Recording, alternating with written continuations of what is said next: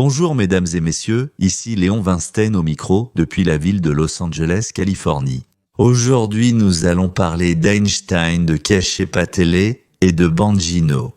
C'est le chef du directeur et du directeur adjoint du Federal Bureau of Investigation. Maintenant, parlons des sables mouvants dans lesquels James Comey s'est enlisé. Pourquoi il a fait cela? Car on sait déjà pourquoi il l'a fait. Regardons une interview inhabituelle et, de mon point de vue, révélatrice de Maria Bartolomeo Bartolomou. Je demande pardon, est-ce? À la fin, ce qui m'a stupéfié, je dirais ceci. Je ne m'y attendais vraiment pas. Eh bien, absolument. En chemin, nous parlerons de l'enquête sur l'assaut du Capitole, de la façon dont le Federal Bureau of Investigation ment facilement au Congrès, à la presse et, en général, ment quand il en a envie. On leur ferme la bouche et on ne l'ouvre que quand on en a envie. Eh bien, passons maintenant à un proche ami des Clinton, James Comey, qui, à son époque, a trop rusé et a ruiné les chances d'Hillary de devenir un jour présidente. Je n'ai rien en tête. Bon, d'accord. L'enquête sur James Comey se poursuit. Celui qui a publié sur son Instagram un appel codé à écarter Trump. 86-47, là, disons, c'était écrit, il a pris une photo, soi-disant quelqu'un avait disposé, donc 86-47 sur la plage avec des coquillages, et il a pris une photo. Et pour que ce soit clair, 86, 6 pieds de long, 6 pieds de profondeur, c'est la taille standard d'un cercueil. Et quand on veut dire qu'on veut éliminer quelqu'un, on dit 86 lui, et 47 signifie bien sûr le 47e président des États-Unis d'Amérique. Donc c'est 86-47. Ça veut dire tuer Trump. Ça, ils ne le savent de pas, seuls les nouveaux immigrés là-bas ne le savent de pas. Le comique, bien sûr, est un idiot. S'il était resté tranquille, peut-être qu'on l'aurait déjà oublié. Mais il avait hâte de refaire la une des journaux. Et il y est parvenu. Je dirais qu'il y est allé comme une poule à la plumeuse.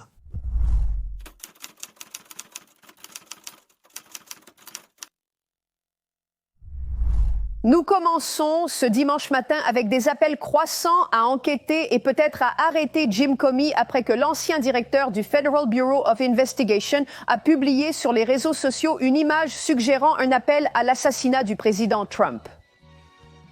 Vendredi, Comey a été interrogé par les services secrets et est maintenant visé par plusieurs enquêtes fédérales. Après avoir publié une image d'un paysage de plage avec des coquillages disposés en forme du nombre 8647, accompagné de la légende « Superbe formation de coquillages lors de ma promenade sur la plage ». Le nombre 86 signifie généralement l'élimination et le président Trump, bien sûr, est le 47e président. Après une vive réaction du public sur les réseaux sociaux, Comey a supprimé la publication, déclarant qu'il ne savait pas que 86 signifiait l'élimination de quelque chose et qu'il était contre la violence. 2 tentatives d'assassinat contre le président Trump ont déjà eu lieu et elles font toujours l'objet d'une enquête par le Federal Bureau of Investigation. Après cet incident, le nouveau directeur du Federal Bureau of Investigation, Cache Patel, m'a informé qu'il était en train de mener une enquête active sur cette affaire. Quelques jours avant cela, Cache Patel et Dan Bongino nous ont parlé de la façon dont Comey utilisait le Federal Bureau of Investigation à ses propres fins. Et aussi de quelques autres affaires importantes sur lesquelles ils travaillent actuellement, y compris des cellules de trafic de drogue et de traite des êtres humains qui opèrent aujourd'hui en Amérique. Les événements du 6 janvier et la mort de Jeffrey Epstein. Comey a ouvert la boîte de Pandore, maintenant on va tout lui rappeler. C'est une discussion sur Fox et la question est posée au président, c'est-à-dire à l'organisation qui a rédigé le plan de Trump pour l'année 25 et pour la 4e année de son mandat et pour les 4 années de son mandat. Kevin, il dit « Je suppose qu'il y avait du sang ». Kevin dit « Je suppose qu'il y avait un message politique là-dedans ». Mais pourquoi prendre des risques si tu ne savais pas quel était ce message en le publiant ? Écoutez, ça me dérange de dire ça à propos de quelqu'un, mais James Comey est un menteur. Et il est probablement un traître pour ce qu'il a fait. Et pas seulement à ce moment-là, mais pendant de nombreuses années. Et ici, le contexte est important. Même s'il méritait la présomption d'innocence, ce qu'il ne mérite pas. Le président Trump a survécu à 2 tentatives d'assassinat, dont l'une a failli se terminer en tragédie. James Comey, en tant qu'ancien directeur du Federal Bureau of Investigation, vous pensez vraiment vous en sortir indemne après cela? Mais ce qui est encore pire, c'est que vous pensez que le peuple américain est assez stupide pour croire à vos explications insensées. Il mérite des poursuites pénales. C'est-à-dire qu'il mérite d'être jugé. Mais comment ses camarades de parti le justifient-ils? À votre avis, comment cela est-il perçu à Washington parmi les personnes qui évaluent ces explications? J'interprète ces propos littéralement. Traditionnellement, 86 signifiait simplement écarter quelqu'un du chemin sans lui faire de mal. Mais je suis d'accord, c'était vraiment insensé de sa part de publier cela. Je suis sûr qu'il le regrette beaucoup maintenant. Il y a déjà trop de violence dans la politique et la vie américaine. Il n'aurait pas dû faire cela. Est-ce qu'il mérite des poursuites pénales? S'il vous plaît, enfin, qu'est-ce que vous racontez? Donc, il s'avère qu'il regrette beaucoup. Il ne l'avait pas prévu. Et puis, pourquoi devrait-on le juger? Oui, enfin, mais il est tellement doux, moelleux, sucré. Ils nous prennent pour des imbéciles, je pense. Eh bien oui, complètement idiots. Et maintenant, qu'est-ce qui se passe vraiment? Qu'est-ce qui se passe réellement? Eh bien, tout est très simple. Le livre de Comey qu'il a écrit doit sortir dans les prochains jours. Voilà tout. Voici ce qui est dit dans l'article. Selon moi, ce qui se déroule ici est en fait basique et grossier. Dans 4 jours, James Comey publie un nouveau roman policier, et c'était sa tentative maladroite de le promouvoir.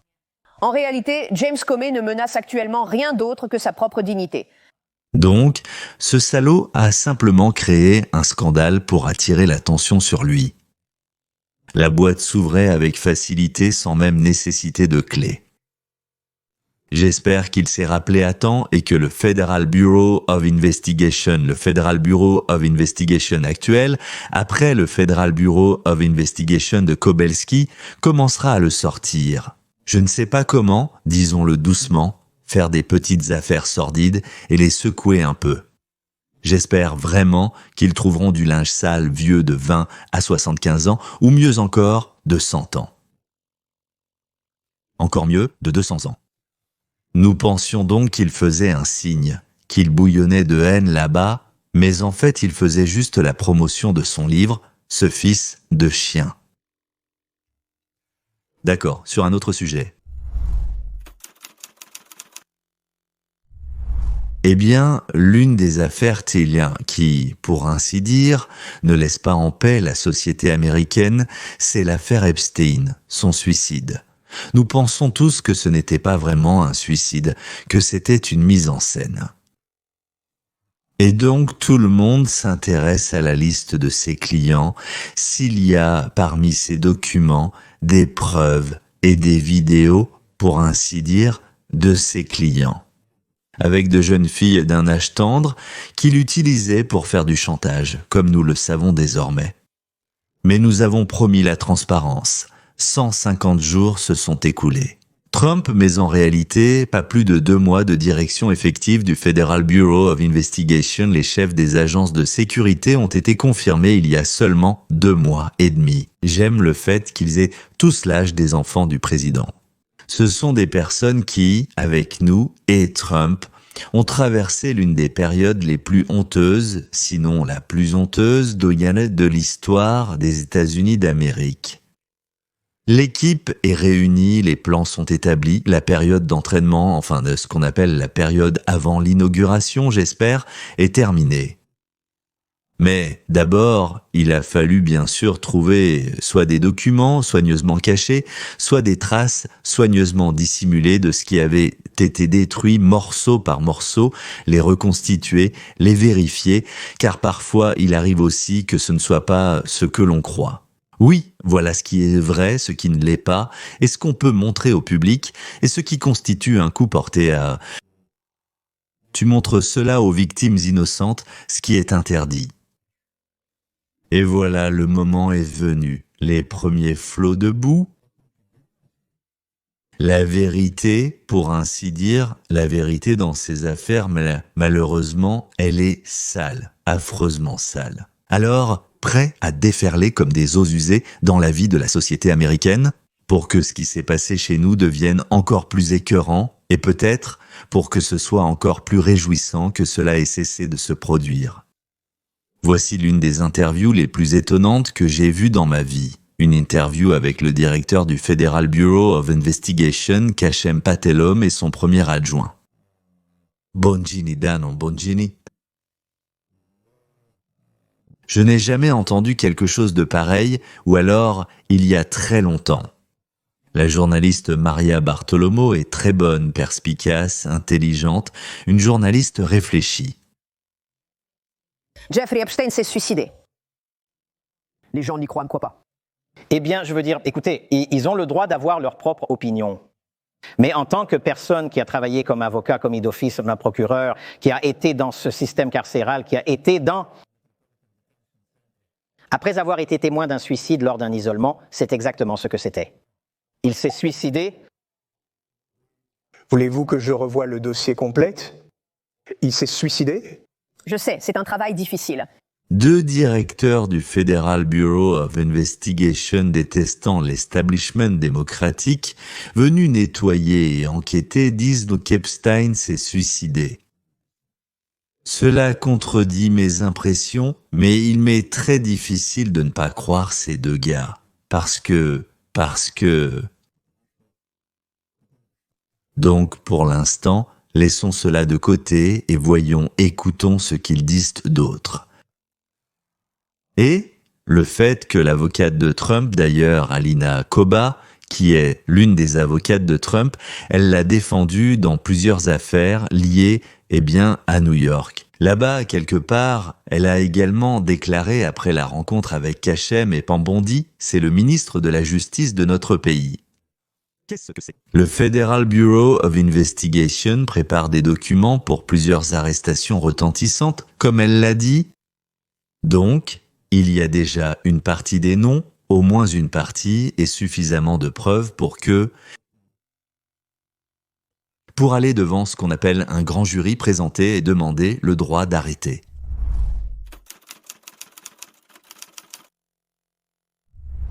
Nous poursuivons avec l'interview de Marie Bartolomo avec le directeur du Federal Bureau of Investigation, Kashem Patel, et son premier adjoint, Dan Bongino. Écoutez, je peux parler des personnes qui occupaient nos postes avant nous, de nos prédécesseurs, qui ont sciemment trompé les Américains en organisant la plus grande supercherie à Washington. Ils disaient que le Federal Bureau of Investigation est l'organisation de maintien de l'ordre la plus respectée. Et c'était vrai, et très bientôt ce sera à nouveau le cas.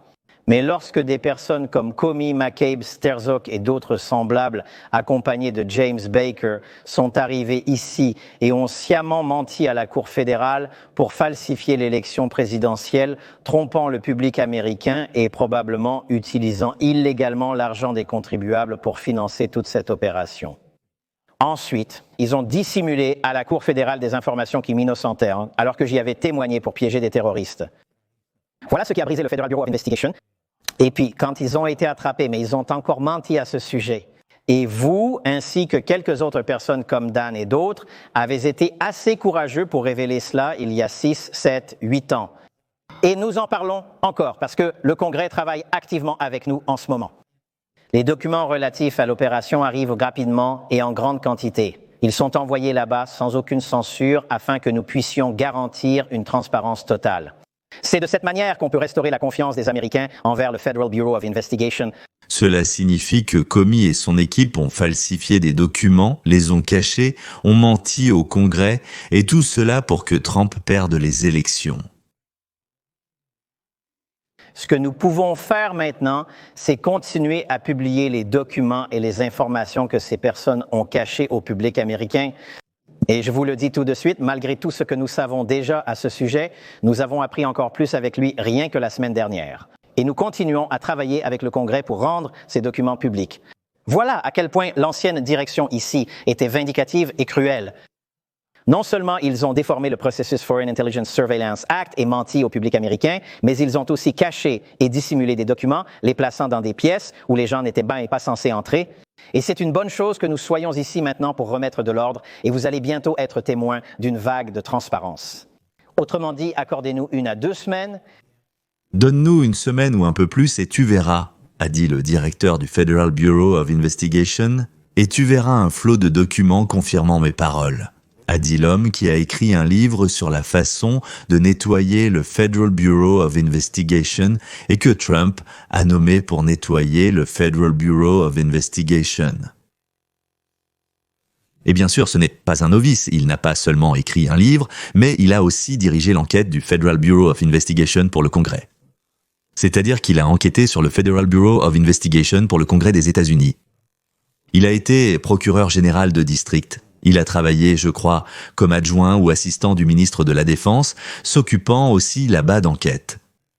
Et le deuxième cédar, c'est Dan Bongino, tout le pays le connaît. Il a fait partie de la garde présidentielle, il a participé à de nombreuses enquêtes. Ce sont donc des gars expérimentés et compétents.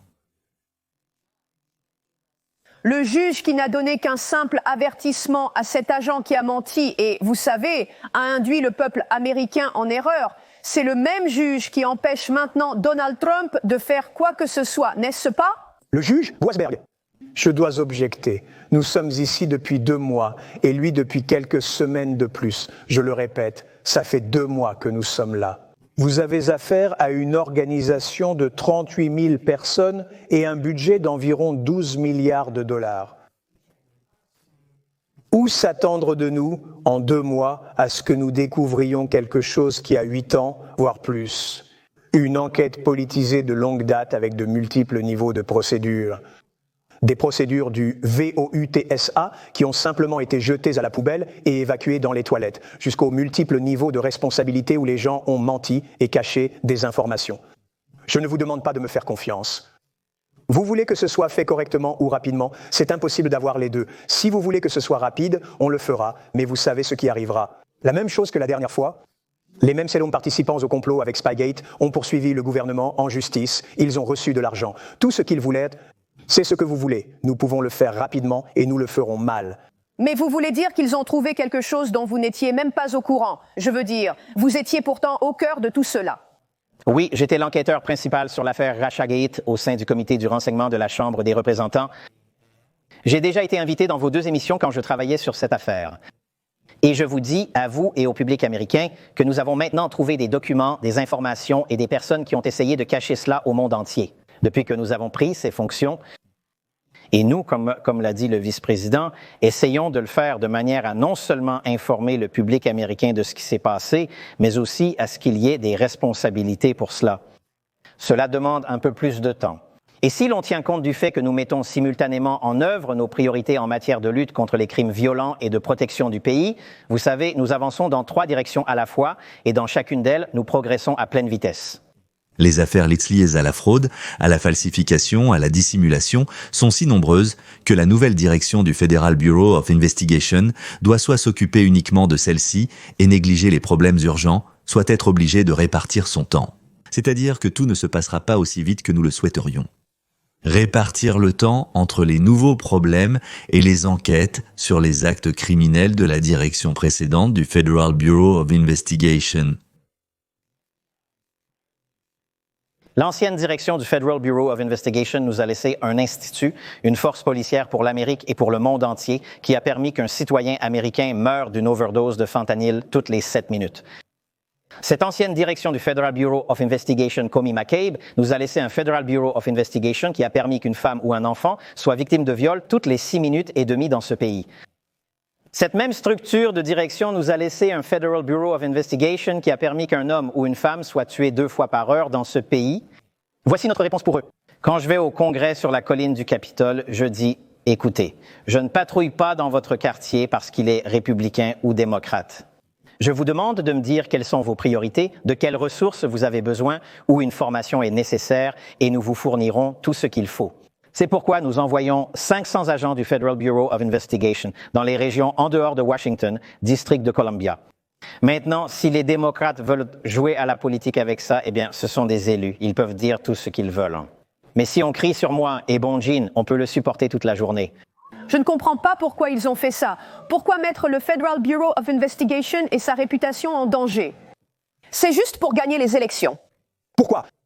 Parce qu'ils sont faibles. Parce qu'ils sont faibles. Je déteste les gens faibles. Je ne supporte pas ça. Ils n'avaient pas. Je l'ai déjà dit, nous sommes en direct, n'importe quoi. Cependant, ils ont manqué de courage et de caractère pour bien agir. préférant la facilité. Donald Trump est devenu pour eux une arme politique commode qu'ils utilisaient, pensant pouvoir en tirer profit. Ils pensaient qu'avec le soutien des médias, tout leur serait pardonné. Je sais qu'il existe des cellules, des cellules de trafic de drogue et de traite des êtres humains. À quel point est-ce sérieux en Amérique, c'est partout. Je veux dire, quand vous ouvrez la frontière, écoutez, ce n'est pas une déclaration politique. La frontière a été ouverte pendant 4 ans. Alors, que se passe-t-il?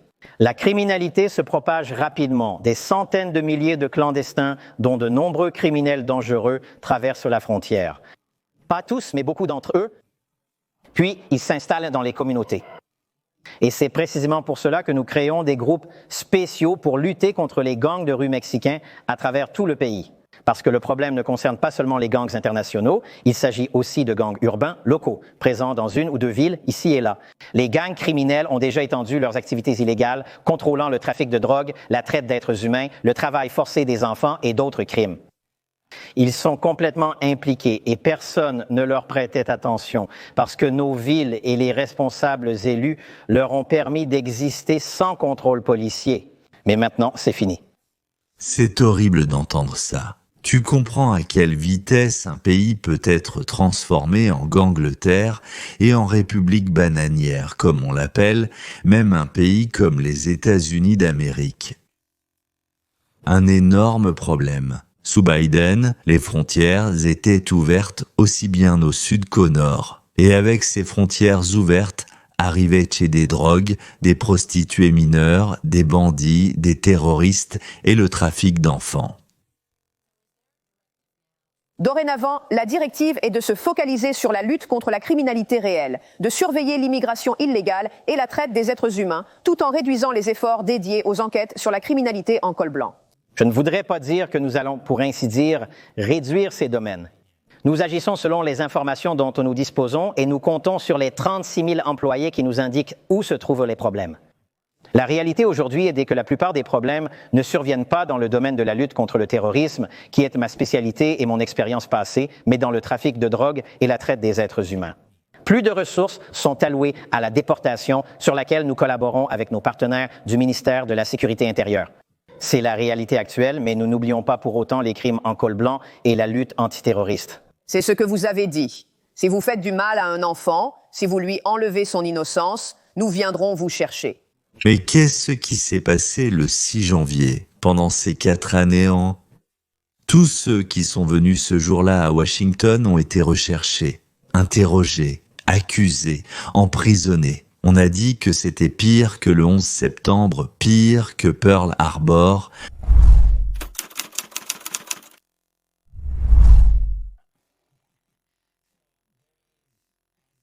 Donc, il me semble que je me suis retrouvé dans une situation similaire, comme S, parce que le 6 janvier, pendant l'administration précédente de Donald Trump, j'étais chef de cabinet du ministère de la Défense et j'ai passé 4 ans et dépensé une somme considérable d'argent pour défendre la vérité parce que des gens ont politisé ce qui s'est réellement passé le 6 janvier.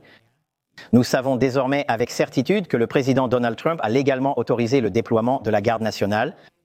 En tant que chef de cabinet du ministre de la Défense, nous avons pris ces mesures avec le ministre lorsque l'autorisation a finalement été donnée, parce que la loi exigeait l'approbation du gouverneur et du maire de Washington pour cela. C'est ainsi que fonctionne la loi. Le 6 janvier, nous leur avions proposé cela plusieurs jours avant, mais ils ont refusé. Nous avons publié les lettres et votre émission a montré comment le refus a été exprimé. Nous avons mené la mobilisation d'urgence la plus rapide à Washington, district de Columbia, depuis la Seconde Guerre mondiale et le plus grand déploiement de la Garde nationale dans la capitale depuis la Révolution américaine. Voici ce qui s'est passé le 6 janvier. Mais ce que vous et vos téléspectateurs voulaient vraiment savoir, c'est lorsque nous avons réfuté cette campagne de désinformation avec des faits réels, que faisait le Federal Bureau of Investigation? Eh bien, nous avons des réponses. Nous venons de découvrir un trésor d'informations maintenant en route vers Capitol Hill. Ils ont demandé ces données et ils les reçoivent et vous aussi, vous obtenez des réponses sur les événements du 6 janvier. Quelles sources ont été utilisées? Quels moyens ont été mobilisés? Combien de ressources ont été engagées? Qui a pris la décision? Vous avez reçu ces données de la part du Federal Bureau of Investigation, dont nous avons le contrôle.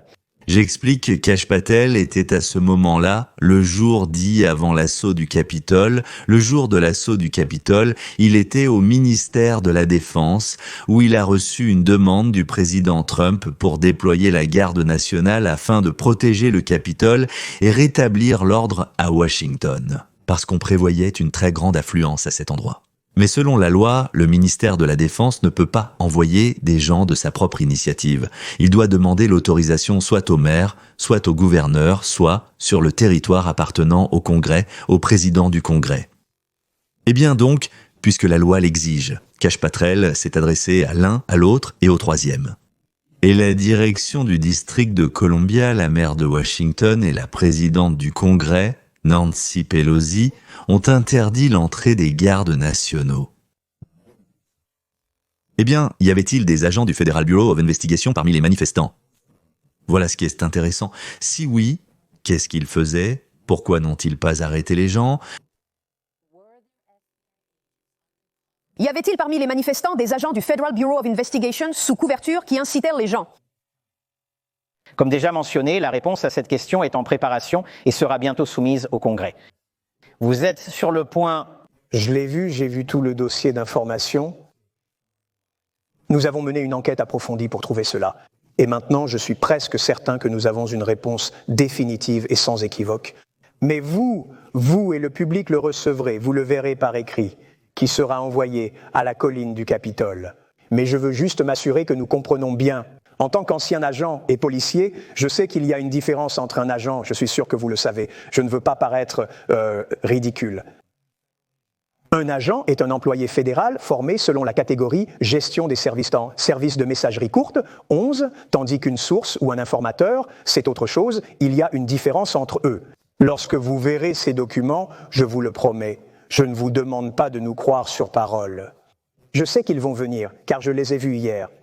Quand vous les verrez, je veux juste que vous compreniez que ce n'est pas une excuse. Quoi que ce soit. Mais il y a une différence entre les agents et les informateurs. Et j'espère simplement que lorsque les gens publieront cette information, ils feront cette distinction. Ce n'est pas que l'un soit meilleur ou pire, mais il y a quand même une différence. C'est une différence très importante. Je veux clarifier quelque chose. Que le public américain voit ce que nos prédécesseurs ont déclaré sous serment devant le Congrès. Les sources du Federal Bureau of Investigation n'ont pas été utilisées en lien avec les événements du 6 janvier. Regardez l'enregistrement vidéo et faites attention à ce matériel transmis au Congrès. que peut-on comprendre de cela? C'est-à-dire qu'il semble qu'il n'y avait pas d'agents du Federal Bureau of Investigation dans la foule à Washington, mais qu'il y avait des informateurs déguisés et infiltrés dans différents groupes, c'est-à-dire pas ceux qui pouvaient se ranger du côté de la loi, mais ceux qui ne pouvaient pas se révéler. Et en même temps, l'ancienne direction du Federal Bureau of Investigation trompait pour une raison quelconque le Congrès en disant qu'il n'y avait ni les uns, ni les autres, ni les troisièmes, qu'il n'y avait personne du tout. Pour aller au fond des événements du 6 janvier et de l'affaire de l'homme avec la bombe dans le tuyau. En résumé, 3 éléments sont essentiels. Des personnes, des informations et des personnes détenant des informations. Je vais laisser le public se faire sa propre opinion. Attendez simplement et vous verrez tout. Rien de ce que nous faisons n'arrive par hasard. Eh bien, et maintenant la dernière chose. Le plus étonnant, c'est qui a aidé et aide à faire entrer aux États-Unis des meurtriers, des violeurs, des terroristes, de la drogue et la prostitution infantile.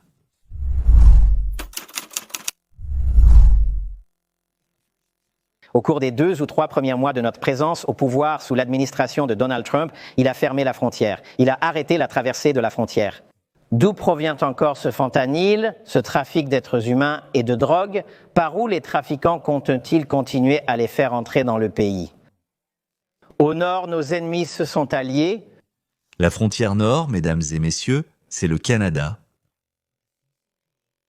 Le KPK et d'autres pays comme la Russie et l'Iran sont impliqués dans diverses activités criminelles. Et ils partent, arrivent à Vancouver et arrivent aussi par avion.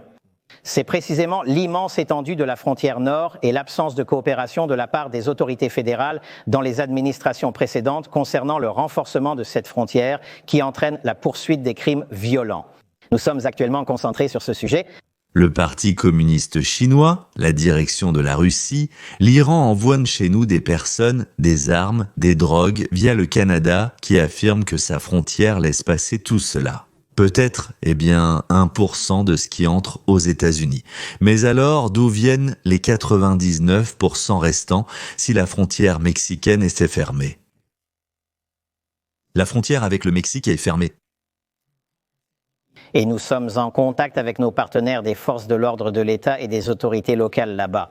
Mais vous savez qui peut intervenir? Oui, c'est le Canada parce qu'ils produisent cela là-bas et l'envoient ici. Peu m'importe si on doit débattre pour décider d'accorder ou non à ce territoire le statut de 51e État.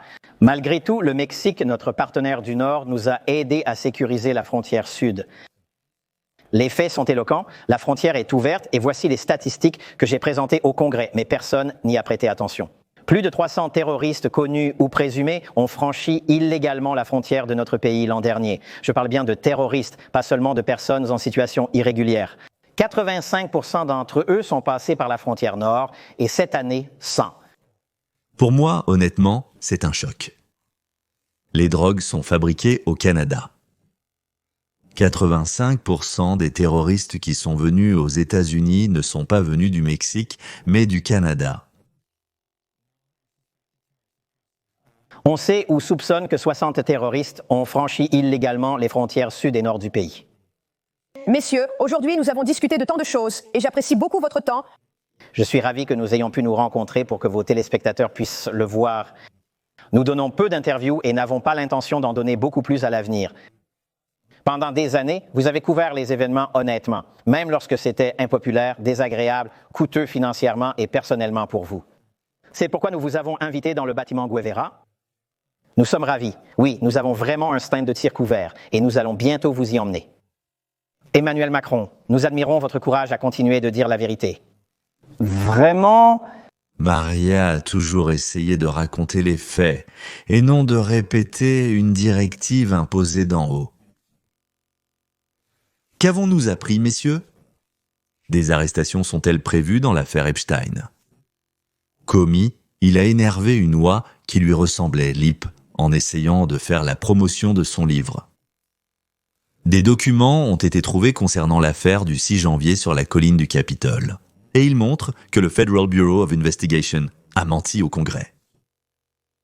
Et que le Canada laisse passer chez nous des terroristes et de la drogue, bien qu'il affirme que rien de tel ne vient de chez eux.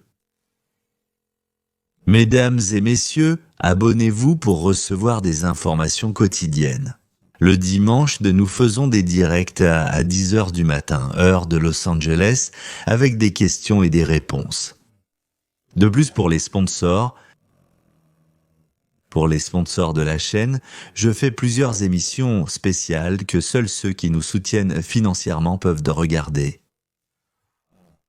4$ par mois ou plus, si vous le souhaitez. Pour devenir sponsor, 4$ suffisent. Tout est écrit dans la description. Comment y accéder, quoi faire, sur quoi cliquer, et tout de suite. Vous aurez automatiquement accès, après avoir fait cela, à une série spéciale qui, comme je l'ai déjà dit, est faite pour les sponsors. En plus de cela, le projet Carte routière vers la liberté fonctionne sur une chaîne séparée où nous expliquons comment construire une société dans laquelle nous pourrons vivre selon des principes moraux et rationnels. Nous l'appelons Anti-Marx. N'oubliez pas les likes et les commentaires, mesdames et messieurs, à la prochaine rencontre. S'il vous plaît, écrivez des commentaires ci-dessous. Il est toujours intéressant de lire votre opinion. Au revoir.